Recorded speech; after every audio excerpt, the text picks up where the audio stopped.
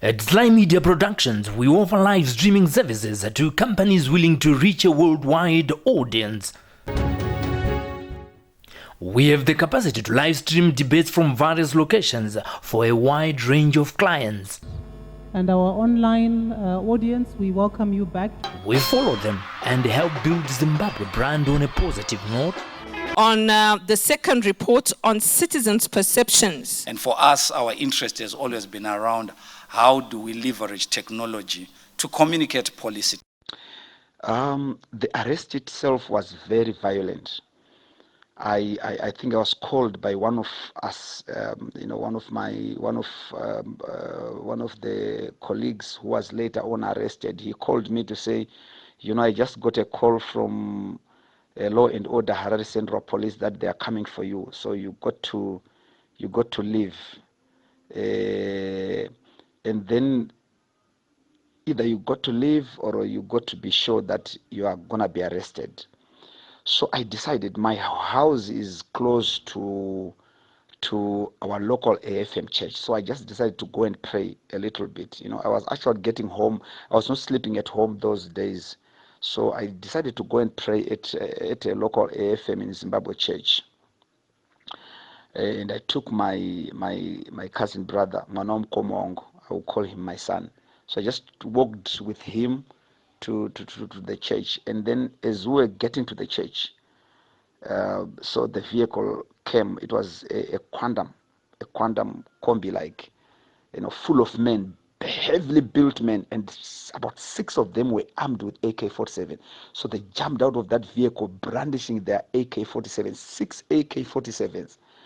And then the other 4 or so came out, heavily built. And I tell you, the brothers who, local people, so they like peeped through their homes and they came out to see what was happening, the commotion. We're placing you under arrest for inciting violence. They identified themselves as officers from Law and Order, Harare Central Police Station. And people literally ran into their homes. People were so scared. It was scary. I mean, to see AK-47s in waterfalls, it was no small thing. And the women, some women who know me from the church, so they ran indoors. They went inside the church, and then when they left, they went to tell my wife that, we don't think you will ever see Jacob again. Because varume vavasunga vanga vane hasha. And then they took me with my son. So I said to him, they said, okay, so we are taking you to Harare Central Police Station, Law and Order. And do you want us to release your son or you want to go with him? I said, no, let's go. I want to go with him so that at least he sees where you're going to drop me. And they said, okay, fine. So let's go together. Then I didn't resist the arrest. So I got into the quantum vehicle and then we drove to Harare Central. And then I was not sure at that time whether they were taking me to Harare Central. And the kind of arrest was literally an abduction with maximum force. And so I was just saying, if these guys take me to my death, it might be as well the end of me. And I would be meeting the Lord Jesus, Paul, and one of the people I've always desired.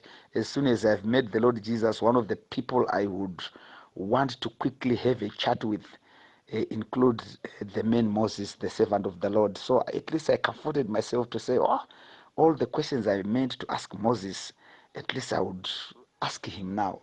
So I just tried to take some comfort in that as I was driving through. So we drove into town. They tried to harass me. I held my peace. I didn't speak a lot because I was just reflecting whether this was an abduction or whether it was they were taking me to some CIO base and how I could communicate with my wife. Because when they arrested me, they took my phone, they searched me, took my phone, and they took my son's phone as well. And then I was also thinking about him. What will they do to my son? So I then went to, and then they didn't tend to Law and Order, Harare Central. they almost turned elsewhere, and it was like, so I only was relieved when they then turned to Harare Central. So they took me up the stairs, and then when I was in one of the infamous odd rooms, which is used as a cell as well, then I was a little bit relieved that at least I'm with the police. Then there was no way to know whether those men were policemen or not, because I think only two of them, only one was in police uniform. The rest were in civ, holding guns, pistols. And then we got to Central Police Station. They released my son. I asked them if I could call my lawyers. They said you can do that later. Then I had no chance to call any lawyers. And then when they released my son, then I was a lot relieved. So I knew that he would tell the world that I had been arrested. And then I couldn't see my lawyers. I think Moses, I was only able to see Moses literally an hour or so later. That's when he walked through. But even before the lawyers came, in an hour's time, because I was all by myself then Hope walked through. So I realized him. I'd met him once when we were planning for the demonstration, and then I was glad to at least meet him now at Harare Central Police. And his huge, tall figure relieved me that at least I have someone else with me there. So that then began our 45 days of partnership and incarceration. Um, uh, the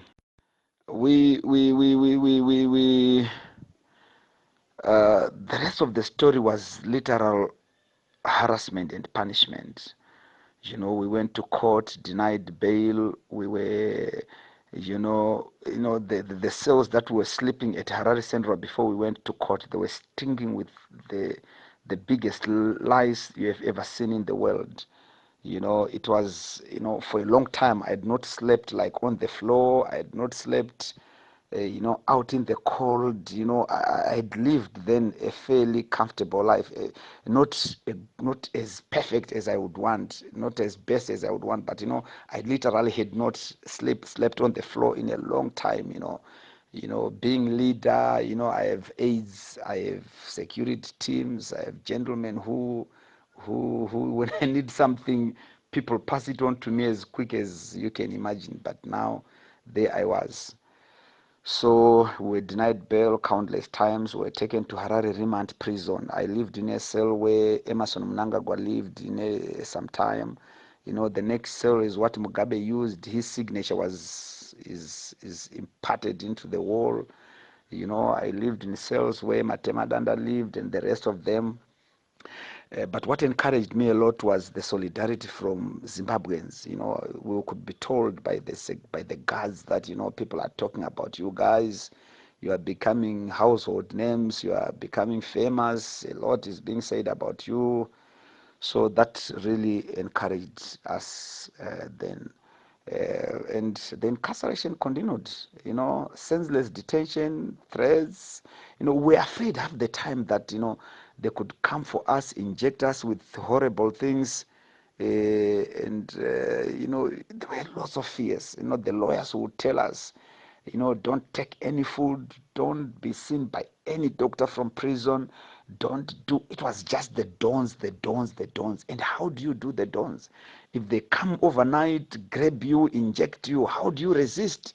So you only could resist to believe in God that you would be safe. So that's why even your prayers were so important. The prayers carried us through, because there was time that you could realize that your life now is as well at the mercy of the oppressor. The oppressor now is holding. He can do what he wants with your life. There's a scripture which says, on the side of the oppressor is power, and you could feel his power. Some doctors, so before my incarceration, I had a terrible flu. It could have been COVID or something. So some doctors recommended some antibiotics for me, some supplements, and so on. And for us to get those tablets, it was hell. The nurses would be shouting. And at Remand prison, they placed me. At Remand prison, they placed us in the D section. The D section are the most dangerous criminals. So we're staying only with people who were going for trial, who were on murder trials, on armed robbery, people on severe rape charges. So it was only the D criminals, mostly about 70% of the people were staying with at Remand prison were on murder. So they were under trial on murder. They would explain how they stabbed people. They would explain how they killed. In prison, they don't hide how the crimes were committed so that they could get assistance. So these are the people we lived with. So we're thrown in a cell full of people, trial for murder. And those literally are the people who have to serve you. Being kind of senior citizens, politicians, you get young people to help you. They were under trial for murder. Ndo hapana vaichengete mabuckets edu efood. They would protect our things. So we would actually literally ask them to protect us, and they would gladly do so. They would try to vakomana, they would warn us. They threw my military intelligence into MID, into our cells to try to monitor us, what we were saying. So our food were to protect it and leave it in the safety of those guys. And then military intelligence would come. At one time 4 of them were deployed, and they would tell us these guys are from military intelligence, we know them. And the security also of the prison would tell us and say, Ngarivhume na chingono nasi paunzwe vanhu vari kuuya kukumonita ikuona kuti muri kuita sei. They would be thrown in our cells and would put up with them. It was so scary. I mean, they would really try to break your spirit, but we held on. Usually by conviction of our conviction, and also, of course, your prayers. That's where they became so handy. By the time when Chamisa came to visit us, Chamisa came to visit me, then there was a lot of backlash. Yeah, the CIO, everybody was calling. It was hell and thunder and fury. And then they started threatening us that we're gonna take you to Chukurubi Maximum, and beyond Chukurubi Maximum, there's nothing worse than Chukurubi. So if you are leaving Chukurubi, it has to be the cemetery. That's the worst place than Chukurubi. So I said to one of the officers who was threatening and speaking fury, I said to him, so literally they just grabbed us, bundled us into the big prison vehicle. They told us you are going to Chukurubi as punishment because, we are not able to contain the huge volume of visitors, lawyers, and everybody who is coming here. So I asked one of the guys, we're not sure about Chukurubi again. It was really serious psychological torture because now this is Chukurubi Maximum. How are we going to find it? How is it going to be like? What is it like? And so on. So as you get into that vehicle in iron legs and hand shackles and iron legs, you are never sure what's going to happen. So I said to one of the guys who was repeatedly, he was saying, you're going to go to Chukurubi now and this is it. So I said to him, Nai brother, kuchikurubi ndiana nogareko, kune vanhu, kana kuti kune mhuka, kune shumba nenzou nenyati, who stays in Chukurubi? So I said, kune vanhu, that are good, at least that's better. Kana kune vanhu, then we are good, we can go there. But kana kune shumba nemhuka, then that's a different story. So then we continued on the journey. So tasvika kuChukurubi, yeah, I mean it's no cheap prison. That's the maximum prison we have in Zimbabwe, and there's nothing worse than Chukurubi. It's built, stature, and everything is something else. But of course, there were some advantages of Chukurubi. Advantage yayo imwe yanga iri yekuti ku remand, Harare remand prison, tatisina toilets. We had no toilets, so I was eating 1 meal a day. You know, paiuya na Mrs. Ngarivhume with food I would eat and then try to beg for a toilet to relieve myself immediately. Yiruku reception. Half the time vairamba, but the other times they would allow us to use it. So at least I was doing 1 meal a day. But now Chukurubi, we had better access to toilets. So I was now eating 2 meals, one in the morning and then one in the evening. In the evening is 2 p.m. Chukurubi, we're locked up 17 hours a day. You know, we're supposed to be in blankets and sleeping for 17 hours from 3 p.m. You must be in your blankets 3 p.m. to the following day around 8 a.m. So that was the normal life. And then you only go out in the courtyard where the sun comes 3 hours. The other 3 hours you have no sun, access to the sun. So for 6 hours we would go out, and then for 17 hours you are in your blankets. So that was the routine at Chukurubi. But the other advantage at Chukurubi ndeyekuti once tava behind, you know, in terms of access, especially health, in the Inda, you see, we're living mulais munda ku Harare remand, but ku Chukurubi it was different. Zanga dziri nane. So, and then of course it was worse, were crammed, more crammed, you know, Sakanyanya Kuchikurubi. So when they split me with Hope for the first time, Kuchikurubi, you know, we're together all this time, sleeping together, sharing same blankets. But now Kuchikurubi, they put us in different cells. But just to give you an overview of Chukurubi, you know, in the cell I was in, I was lucky in that it had a huge crack. It could fall anytime. But the advantage is when I got in there, the cell had half the holding capacity. So we were 20 of us in that cell. And the 20 of us in that cell were still like literally half a meter apart.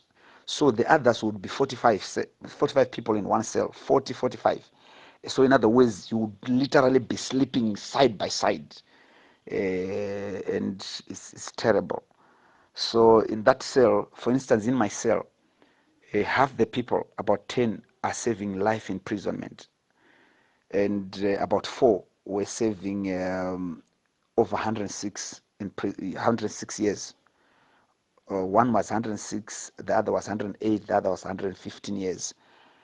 And then the rest were serving 20 and 30 years. So literally you have these convicted criminals living around you.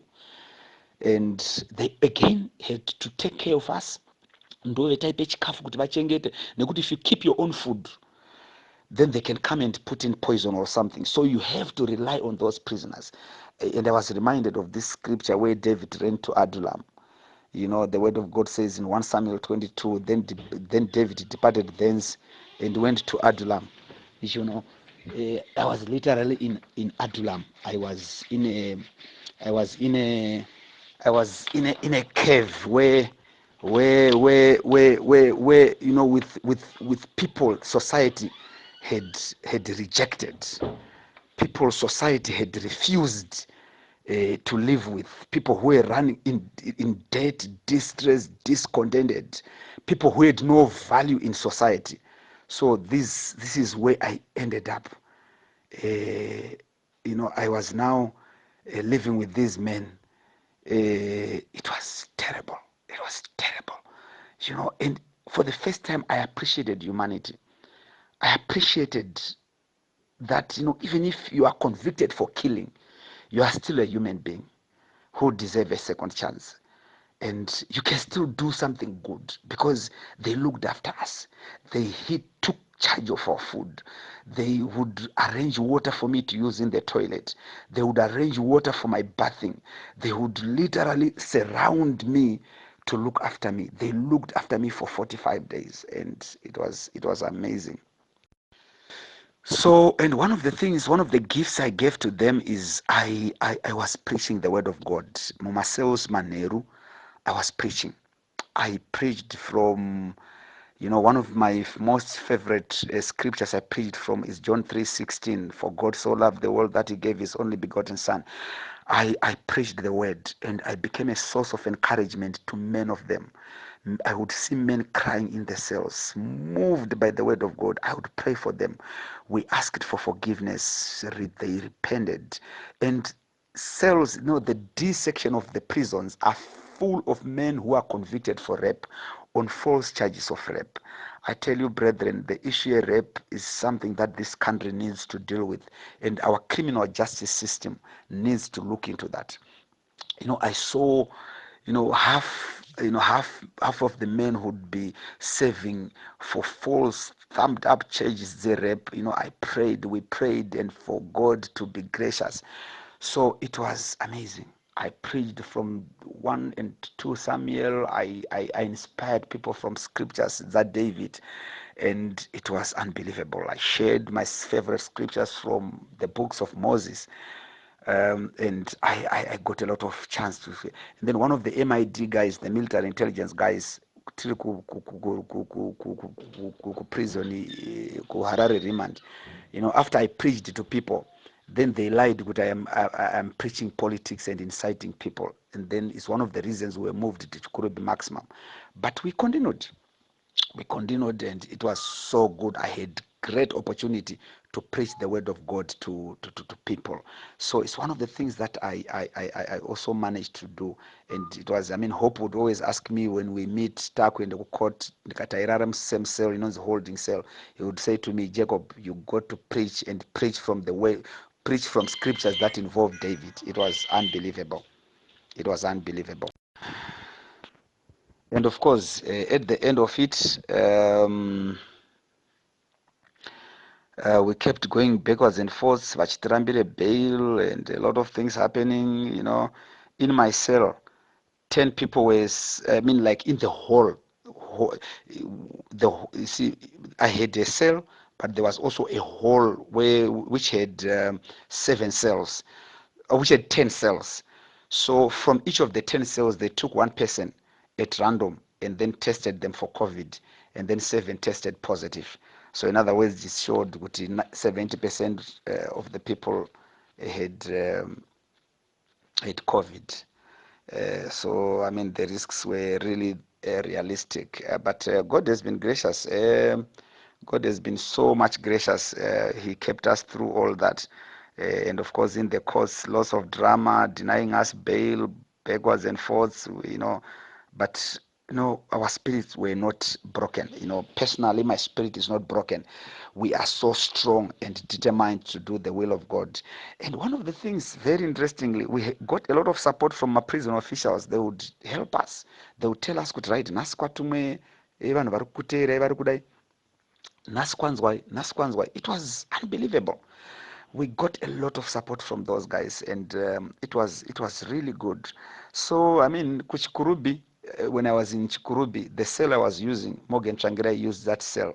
So they were also telling me, good, you know what, brother, hakuna munhu anoita successful political career in this country if you don't come to Chukurubi and Harare remand prison. Those are the 2 prisons that you just got to be incarcerated for you to have a successful political career. I said, it's not necessary. It's not necessary that if you have to be a successful politician in this country, then you must be arrested and go through the hell that we went through. That's not what our politics should be all about. It should be a battle of ideas. But we're ready to go through it. So I just thought I would narrate and share with you until when bailed yesterday. It has been a long battle. We also saw, prisoners have no rights in this country. It was touching and painful to see men reduced to, Harare remand prison. Meals would be served while people are stepping on sewage. People, vai serve my meals, my buckets aigare sewage yakaputika, my buckets esadza akagare sewage, raw sewage, and then they will be serving food. It's unbelievable. It's unbelievable, brethren. This country needs, the criminal justice system needs to be reformed, and also this country needs a new course and a new direction. I just felt more and more that we need to do something for Zimbabwe to save here. Zvavanonga vachiita kunoku taura chinyepa kuti Zimbabwe is under no crisis, Zimbabwe is good, that's something else. You know, this country is bleeding. This country is bleeding, and this country has been destroyed by men. You know, and you know, if you are a prisoner, you are a human being. You are a human being. You know, and for us, they place us under the criminal, the worst criminals, simply because, you know, we are political prisoners, and simply because we've called for a strike against corruption, you know, a peaceful demonstration against corruption. It was unbelievable. It was unbelievable. Let me conclude by sharing with you something one police officer said. It inspired me so much. I mean, I was reflecting to look back on things that inspired me. One of the things that inspired me so much was words which a police officer said to me when I was arrested in Gweru. When we launched the party Transform Zimbabwe in 2013 December, when we started our rallies in 2014, I was arrested in Gweru for the first time. So the top cop at Gweru Central Police Station, Law and Order Section, he interviewed me. I can detail what do you call this? You know, the profiling. So he said, you know, after I was profiled by his junior, he looked at it. He also profiled me, and then the following day he called me and said into his office. He said to me, you know what, Mr. Ngarivhume, I was looking at your profile and I also profiled you, and I was so impressed that you had never brushed with the law. You are such a responsible citizen. You have done so many good things as an individual. But now, this is your first arrest, and there are things I want to tell you at the onset of your arrests. There are two things I want to share with you, Ngarivhume. And then he said, the first thing is that I want you to know that you have done nothing wrong. You know, the fact that we have arrested you doesn't mean that you have done anything wrong, but this is just an order we got to arrest you. And I want to tell you, Kuti, the way to a successful political career in this country will not take you through hotels, will not take you through highways. It will take you through prisons. It will take you through police stations, arrests, and courts.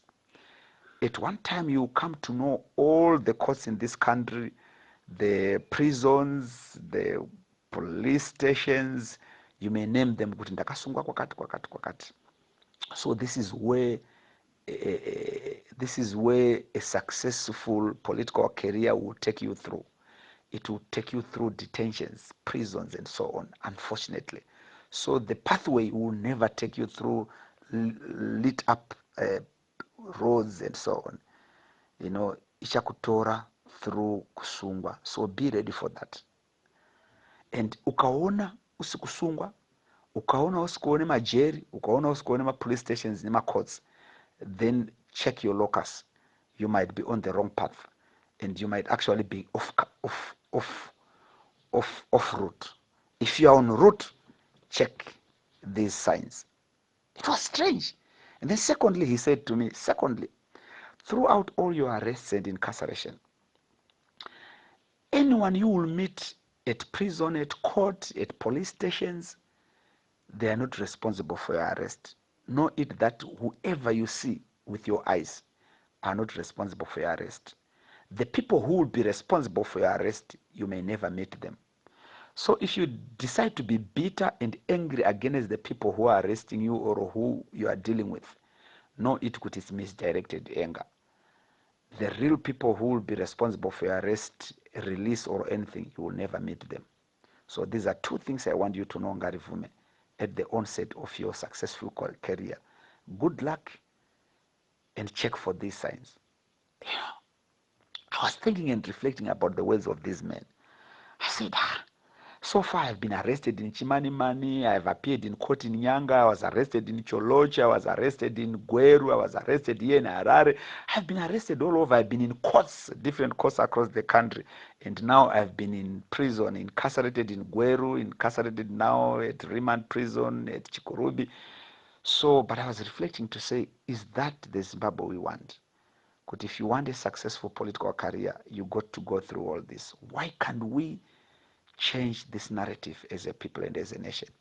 So I just thought of sharing these things, brethren. I'm strong and going. Yeah, so that's what we went through and were sustained by your prayers. So I just thought I could give you a detailed summary of what we went through and our conviction and passion. You know, I am strong. We are strong. We are not moved. We are not moved. We are even more determined actually to push further. So thank you so much, good people, for your support, for everything, for your prayers. You stood with Mrs. Ngarivhume, I appreciate, and you also stood with me. I think I have decided to really give a detailed update here because, you know, I just thought I would give you a detailed update because it's very important. It's very important because you stood with me, and I appreciate. I absolutely appreciate, and I just thought I need to honor what you did to me by giving you those who can listen. At least you can listen. So aluta continua. Let's continue to serve God, and thank you for standing with me. This might not be the last time you are called to stand with me. This may be a partnership that may need to really continue. Thank you so much, brethren. I appreciate it, and I love you so much. I love you so much. I appreciate. Ndandakati mukoma dhodho vauye kuzondicheka kuhospital, prison hospital. Why didn't you come mukoma Efeson? I wanted you to come and see our conditions because half the time I was also a little bit, my body was responding to the pressure once in a while, so I needed checkup. Thank you so much, good people. God bless you. I love you all. At SlyMedia Productions, we offer live streaming services to companies willing to reach a worldwide audience. We have the capacity to live stream debates from various locations for a wide range of clients. And our online audience, we welcome you back. We follow them and help build Zimbabwe brand on a positive note.